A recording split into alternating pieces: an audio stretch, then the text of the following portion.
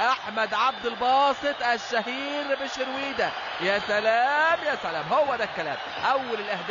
اول اهداف المصري، واول اهدافك يا شرويده بقميص النادي المصري. اول اهداف شرويده، لكن ايه، شوف عمل ايه، شوف قطع ازاي محمود عبد الحكيم.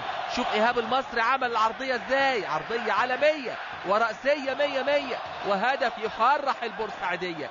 هدف اول للنادي المصري، يعني الكثير والكثير، مش كلام. هدف في البداية بيحل اللقاء. شوف هنا بقى الخطأ القاتل، شوف السعدوني عمل يا سلام، يحاول عبد الحكيم يقطعها ويعملها عرضية نموذجية. يا سلام يا مصري.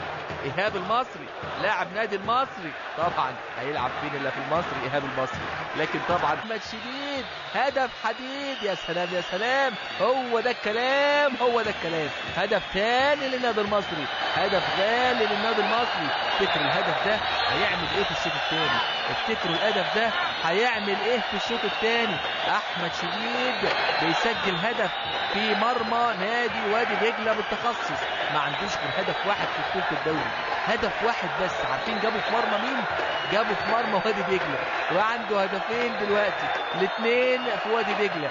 غير وادي دجله ما بيسجلش، غير وادي دجله ما بيهدفش، غير وادي دجله ما بيشوفش الشباك. احمد شديد البدايه في ناشئين النادي الاهلي والتألق والإجادة مع النادي المصري. الدقيقة الأولى من الوقت المحتسب بدل من الضايع تشهد هدف ثاني للنادي المصري.